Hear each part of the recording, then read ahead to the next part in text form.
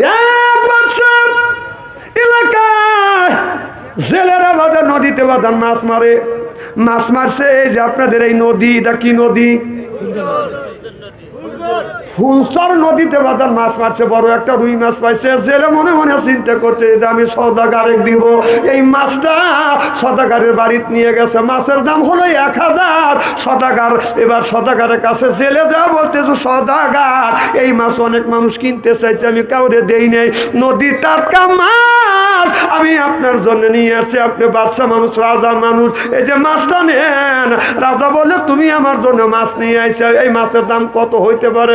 হুজুর এই মাছের দাম 2000 হইতে পারে। আমি তো 5000 টাকা দিলাম। সুবহানাল্লাহ। রাজার বউ হলে কেপটে, কেপটে বোঝেন না কি আপনারা কি বলেন? কেপটে, ঠিকই আছে।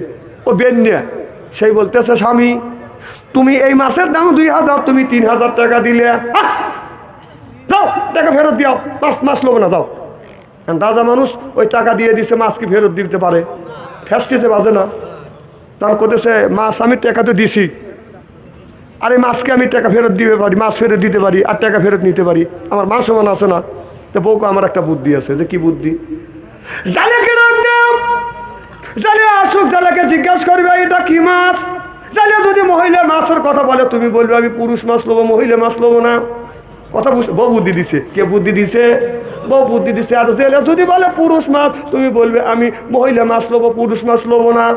এবার জাইলাকে ডাক দিছে, জাইলা শোনো। জেলে আসছে, বলে বাবা তুমি যে আমার কাছে মাছ দিলে, এটা মাছ মহিলা মাছ না পুরুষ মাছ? এবার যুবকটা বলতেছে, হুজুর এটা মহিলাও না পুরুষ না। সুবহানাল্লাহ জোরে কর। বাদশা কয় যে ও ফাঁকি দিবে লেগে আইছি, ও আরো 5000 টাকা দিছি। তাহলে কয় হাজার দিল? 10,000 টাকা নিয়ে এখন চলে যাচ্ছে। রানী কয় করলে কি তুমি? হ্যাঁ করলে কি তুমি? 10,000 টাকা দিলে। তোর লেগেই তো, তুই কলি যে মহিলা মাছ না পুরুষ মাছ, আর হে কয় যে মহিলাও না পুরুষও না। তখন করলো ওই টাকা নিয়ে যাবে, দেবো না। আর যদি টাকা নিয়ে যায় তাহলে তোর ভাত আমি খাবো না। বাচ্চার বউ যদি বাচ্চাকে তালাক দিয়ে চলে যায়, মান সম্মান থাকে? কথা কন কি কন থাকে? থাকে না। তখন বলল যে তাহলে কি করা যায়? কয় জাইলেক ডাক দাও। জাইলেক ডাক দিবে, জেলে যখন আসবে তখন তোমার টাকা ছড়া দিবে, টাকা গেটের সামনে ছড়া থুয়ে আসবে, 1000 টাকার একটা লোট। কথা আমাদের দেশের কথা বলতেছি, মনে করি 1000 টাকার লোট 2 হ্যান্ড থুয়ে আসবে।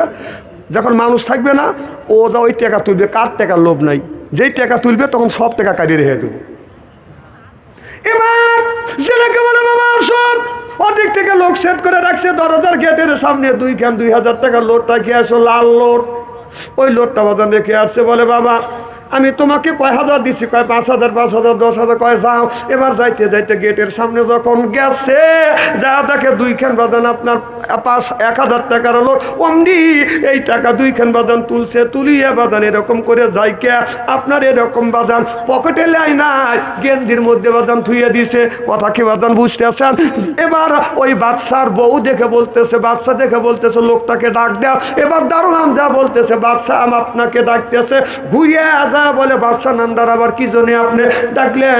বলে ওই যে রাস্তার পাশে যে 2 খান আপনার 1000 লোট ছিল, তুমি কি তা হাতে নিছো? বলে হাতে নিছি। তোমাকে কি টাকা কম দিছি? কয় না টাকা আমি কম দেইনি, আপনি 10,000 টাকা দিচ্ছেন। 2000 মাছের দাম হলো 2000, আপনি 10,000 টাকা দিচ্ছেন। কয় 10,000 টাকা দিছি, তারপরে কি তোর টাকার লোভ যায় নাই? তুই টাকা নিলি, সব টাকা গুনি থুইয়া যান। এবার জেলে বলতেছে, বাদশা নান্দার আপনি কথা শুনেন, এই টাকার সাথে হলো আপনার ছবি আছে, আপনার ছবি যখন দেখছি আমি আর পান নিচে রাখতে পারি নাই, তুইলে চাকি দিয়ে দেখেন আত্মার সাথে রাখে দিছি। বাদশা কয় এই কেশিয়ার আরো 10,000 টাকা লিয়া। কয় হাজার? তাহলে 10 কত হইলো? 20,000 টাকা লিয়া জেলে রওনা করলো। জাইলের বউ বলতেছে যে তুমি আরো টাকা দিল, ফিরে তুই যা। আর তোর কথা শুনে 2 কাছে আমি 20,000 টাকা দিই। তিনি বোর কথা শুনেন না, বোর কথা শুনলে খালি ক্ষতিই হবে। ওরা পান দিয়ে দিয়া মা বাবার কাছ থেকে ভিন্ন করাবে, ভিন্ন হও, ভিন্ন হও। হ্যাঁ সুরুন শক্ত আছে, সুরুন শক্ত আছে। বাবা আমার মা 112 বছর এই জমিনে জীবিত ছিল। আমার মা তিনের থেকে 4 বছর বিছানা করে পায়খানা করছে, পেশাব করছে, আমার বউ পরিষ্কার করছে, আমি সাথে থেকে পরিষ্কার করছি, আমার মাকে গোসল দেওয়াইছে, আমার মার মুখে বসে বসে খাবার তুলে দিছে, আমার কাছে শুয়ে থাকে না, মার কাছে শুয়ে থাকছে। আপনি কি ভাবছেন আপনার বউ আর আমার বউ কি ভাবেন?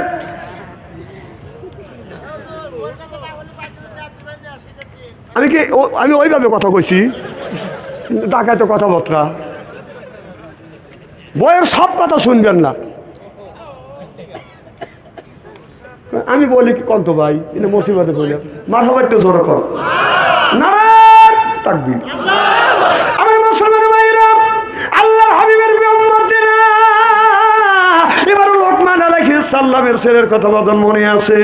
ওখান থেকে বাদান টাকা নিয়ে এসে কান্নাকাটি বাধ্য, বহু মানুষকে মারছিস আমার বাবা যে টাকা পাবে 1 লক্ষ দেড়হাম, এই টাকা বাদান আপনার ব্যাগের মধ্যে বসছে। চাচাকে সঙ্গে করে বলতেছে, চাচা আমি বাড়ি যেতেছে, আপনি কি বলেন? বলে বাবা তোমার বউটা নিয়ে তুমি চলো যায়। এবার 10টা উট আছে, উটের উপরে বাদান স্বর্ণ অলংকার টাকা পয়সা সব আছে।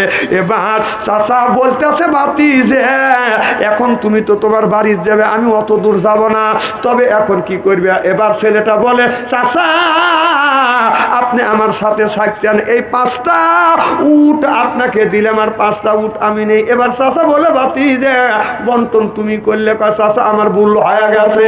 চাচা বলে বাতি যে সামনের 3টে উট তুমি নেও আর পিছনের 3টে উট আমি নিব। এবার 3টে উট নিয়ে যখন হযরতে আপনার লোকমান আলাইহিস সালামের ছেলে যখন রওনা করছে, ওই মিয়াটাকে দেখে দেখে বলতেছে মা ওই 3টে উট আমার, এই 3টে উট তোমাকে দিয়ে দিলাম। এবার ছেলেটা বলে চাচা আপনি আমাদের সাথে চলেন, আমার বাবার সাথে দেখা করেন। এবার লোকটা বলতেছে বাবা আমি তোমাদের বাড়ি যাব না, আমি সাধারণ মানুষ না, আমি হলাম আল্লাহর ফেরেশতা।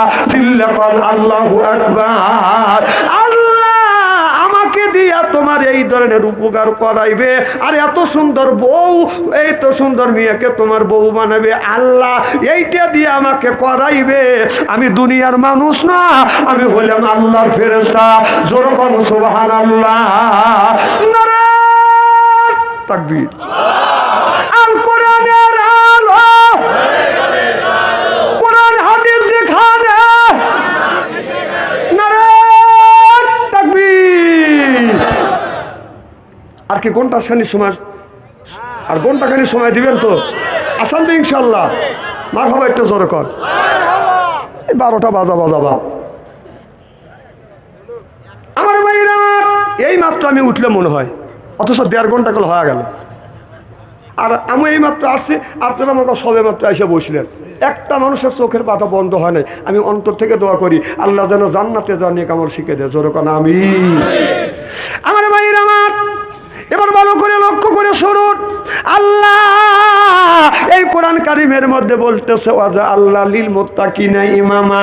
আল্লাহ বলে ওয়াজা আল্লাহ আয় আল্লাহ লিল মুত্তাকিনা ইমামা, একটা নেককার পরহেজগার ইমাম বানায়। কথা কা তাহলে আল্লাহ কি বললো? একটা নেককার পরহেজগার ইমাম বানাও। কথা কা? তাহলে কোন ইমাম? মসজিদের ইমাম। কোন ইমাম? না না, আল্লাহ এখানে বলতেছে আজা আল্লাহ লিল মুত্তাকিনা ইমাম, একটা নেককার পরহেজগার ইমাম বানাও। সেইটা হলো ওয়ার্ডের ইমাম, সেইটা হলো মেম্বার, ইউনিয়নের ইমাম, সেইটা হলো চেয়ারম্যান, আপনার থানার ইমাম, সেইটা হলো এমপি, রাষ্ট্র ইমাম, সেইটা হলো প্রধানমন্ত্রী। আজা আল্লাহ লিল মুত্তাকিনা ইমামা। সুবহানাল্লাহ, এটা জোরে কর। তাহলে কথা কার? তাহলে এ কথা যদি আল্লাহ বলে থাকে, আমি বলি দোষ আছে। তাহলে আল্লাহ বললো তোমরা একটা নেককার পরহেজগার ইমাম বানাও, সেইটা হলো ওয়ার্ডের ইমাম, সেইটা হলো মেম্বার, ইউনিয়নের ইমাম, সেইটা হলো চেয়ারম্যান, থানার ইমাম, সেইটা হলো এমপি, রাষ্ট্র ইমাম, সেইটা হলো প্রধানমন্ত্রী। আপনার 16টা বছর আমাদের নির্বাচিত আমরা নেতা বানাইতে পারি নাই। 16 বছর, রাতেরটা দিনেরটা রাতে হয়ে গেছে। তাহলে আল্লাহ বলে ইমাম বানাও, সেই ইমাম 16টা বছর বানাবে দেও নাই। এই সেই ইমাম হচ্ছে আপনার সর লুচ্চ গুন্ডা আর বদমাইশ লুচ্চ দিয়া তুমি সংসার সাজাইছাও। কত কর না কেন? এই আল্লাহ রাসূলের জাতীয় সংসদ ছিল মসজিদে নববীর। সুবহানাল্লাহ, এটা জোরে কর। আর আমাদের জাতীয় সংসদ হলো ঢাকা সংসদ ভবন। এই মসজিদে যদি মমতা জেজে যদি গান গায়, আপনারা কি কেউ মানা দিবেন? কথা কয় না, না যারা কথা বললো না এরা মমতাজের হাতে আছে। মমতাজ এসে যদি গান গায় আপনারা কি মানা দিবেন? কি করবেন? ও আছি করবো না, কথা কয় না, না কথা না করলে ওয়াজ করবো কি? না যাওয়ার ছেলে না, কি ভাবছি যাওয়ার লেগে আসি নাকি? স্ত্রী করিয়ে থুয়ে যাবো। তাহলে এই মসজিদে মমতাজ এসে যদি গায়ন গায় তাহলে মমতাজ একটু বাইরেবেন যে নেতারা নিয়ে এসবেন ওদেরকেও তারাইবেন। তাহলে আপনারা যদি তাই করেন, মমতাজের যদি বাইরে না নেতা নেত্রীকে যদি তারান, তাহলে বাংলাদেশের বড় মসজিদ জাতীয় সংসদ, সেই সংসদে মমতাজের মতো নর্তকী বা ড্যানেজ দেওয়া আমাদের জাতীয় সংসদটা নষ্ট করছে। জনগণ ঠিক কিনে? বাংলাদেশের 20 কোটি মানুষের রেজেক যেই জায়গা বন্টন হয় ওই জায়গা মমতাজের দিয়ে ড্যান্স দিয়ে সেই সংসদ ভবনটা নষ্ট করছে। সেই মমতাজ এমন উল্টো পাল্টা নাচ দেখাইয়া দেশ থেকে পালাইছে। আমার বহুবু মমতাজ আজ কোথায় পালাইছে? এই আমার বহুবু মমতাজ আজ কোথায় পালাইছে? উল্টো পাল্টা নাচ দেখাইয়া সংসদ নষ্ট কইরাছে। আমার বহুবু মমতাজ আজ কোথায় পালাইছে? কোথায় রইলেন কাদের কাকা কামরুল ইসলাম হাসান দাদা? কোথায় রইলেন কাদের কাকা কামরুল ইসলাম হাসান দাদা? ও যে আবু সাইদের রক্ত নিয়ে হুলি খেলেছে, ওই জনগণ রক্ত নিয়ে হুলি খেলেছে। আমার বুবু মমতাজ আজ কোথায় পালাইছে? কোথায় সাবেক প্রধানমন্ত্রী? তোমার কথা কি যে বলি, ওই দলের মানুষ ফেলে রেখে বুবু দিল্লি পালাইছে। ওই দলের মানুষ ফেলে রেখে বুবু দিল্লি পালাইছে। আমার বুবু মমতাজ আজ কোথায় পালাইছে? সিল্লাকন ঠিক কিনে? মা চলে গেছে, তার বেটারা চাষতলে বসে চা খায় আর মাসবে তোর মা মরবের লেগে আসবে, ওর মা টুক করে আসবে, তোর মা টুক করে আসবে, টুক করে জেলের মধ্যে ঢুকাবো। তোর মা আসবে লেগে গেছে মামার বাড়ি।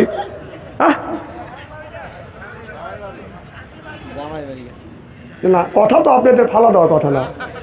ওরা তো টক্সের মধ্যে বলছিল যে ভারতের সাথে স্বামী স্ত্রী সম্পর্ক। তাহলে বোঝা গেল ওদিন আমরা বিশ্বাস করি নাই, এখন দেখলাম যে পাত্রী নেই। কে রে আমরা মেয়ে দেবই নি, মেয়ে চলে গেল। ঘটনাটা কি?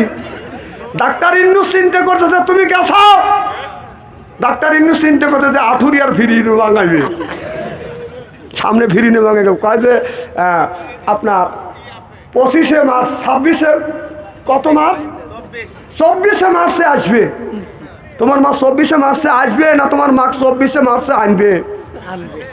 আরে আসবে না তোমার মা ফিরি নে ভাঙাবের লেগে আনবে। কথা কও মা আসতেছে, নিয়ে আসা হবে। যত ক্ষতি করছে এই জনগণের, যত ক্ষতি করছে, হাদিস শরীফের মধ্যে কোরআনের মধ্যে আসছে কোন ব্যক্তি যদি 3 পয়সা পরিমাণ ঋণ করে যদি মারা যায় কিয়ামতের ময়দানে 700 রাকাত নামাজের সওয়াব দেওয়া লাগবে। তুমি যে দরবেশ বাবা মানুষের কোটি কোটি টাকা তুমি আত্মসাৎ করছো, দাঁড়িয়ে কেটে বলার নিছিলে, কথা কয় না।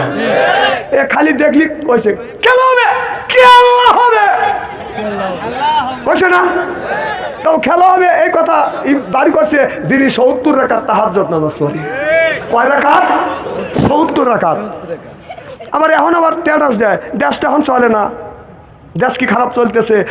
এক রাজ্যে পার্লামেন্ট মেম্বার 313 জন এবং তার উচ্চ পদের কর্মচারীরা যত ছিল এক রাজ্যে তারা পালা গেছে, তারপরে দেশের কিচ্ছু হয় না, দেশ ঠিকই আছে।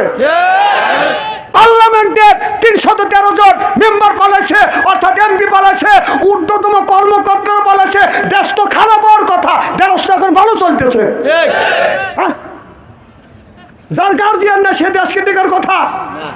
তোরা চলে যাওয়ার পরে দেশ ভালো আছে। হেই সে যিনি তাহাজ্জুদ নামাজ পড়ছে হে কয় খেলা হবে। পাবলিক খেলবেন লেগে যে রেডি হয়েছে আর টাকা দিয়েছে মাঠে পেলে অনেকে বলেছে শালা দাড়ি কেটে বলেছে। বাংলাদেশের বিএনপি আর জামাতের উপরে যে অত্যাচার হয়েছে, বেশিরভাগ যত আলেম ওলামার উপরে অত্যাচার হয়েছে, কোনো আলেম ওলামা দাড়ি কেটে বলেছে না। তোমরাই কবে খেলা হবে, খেলবেন লেগে পাবলিক তখন খারাপ হয়েছে বলেছে দাড়ি কেটে বলেছে। তাহলে তোদের দাড়ি কি? আবার কয় কি আমাদের দলের লোক কি নামাজ পড়ে না? না, তোমাদের দলের লোক নামাজ পড়ে না আমি অস্বীকার করি। নামাজ কি ইহুদিরে পড়ে না? দাড়ি কি ইহুদিদের নাই? তোদের দাড়ি আর ইহুদিদের দাড়ি, তোদের নামাজ আর ইহুদিদের নামাজের মধ্যে কোনো তফাৎ নাই কে? আর যদি তোরা প্রকৃতপক্ষে নামাজ যদি এত মানুষের খাতির 70 রেখা তুমি তাহাজ্জুদ নামাজ পড়ো, জীবনে আল্লাহ নবী পড়ে না কে? ভাই রাগ করতেছে? না ভাই ঠিক আছে, খারাপ লাগতেছে নাকি? মারহাবা কর। এখন তারেক জি আসবে, এই দেশ চালাবে। এখানে ডক্টর শফিকুর রহমান দেশ চালাবে। আমাদের ভাইয়েরা, মুসলমান ভাইয়েরা, আল্লাহর হাবিবের বিয়াম্মাদেরা ভালো করে লক্ষ্য করে শুনুন বাজান, আমলে নিয়তে বাজান শুনতে হবে। ও বাজান, এই দেশটা যদি চলে বাজান, এখন কোরআন দিয়ে বাজান দেশটা চলবে। কোরআন দিয়ে যদি দেশ চলে, এই দেশের মানুষ বাজান স্বাধীনভাবে বাজান চলাফেরা করবে।